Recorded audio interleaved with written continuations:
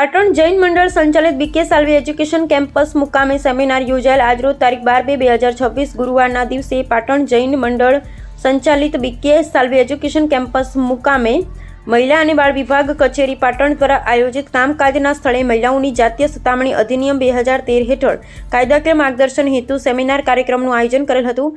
આ કાર્યક્રમમાં મુખ્ય મહેમાન તરીકે જિલ્લા મહિલા અને બાળ અધિકારીની કચેરી પાટણમાંથી જિલ્લા દહેજ પ્રતિબંધક સંરક્ષણ અધિકારી શ્રી મુકેશભાઈ પટેલ સાહેબ અતિથિ વિશેષ ઉપસ્થિત રહી વિદ્યાર્થીઓને કામકાજ સ્થળ ઉપર થતા મહિલાઓ પર થતા અત્યાચારથી કેવી રીતે બચી શકાય તેની માહિતી આપી હતી। તેમજ તેમની સાથે બીજા મુખ્ય મહેમાન જાણીતા એડવોકેટ શ્રી સ્નેહલબેન પરમાર વિશેષ ઉપસ્થિત રહી 2013માં આવેલા નવા કાયદા મહિલાઓ પર થતા જાતીય સતામણીના કાયદા વિશે તેમજ કેસ લોની ચર્ચા કરી વિદ્યાર્થીઓને માહિતગાર કર્યા હતા। આ કાર્યક્રમમાં કેમ્પસ પ્રિન્સિપલ ડોક્ટર કમલભાઈ પંડ્યાના માર્ગદર્શન હેઠળ કરવામાં આવ્યો હતો।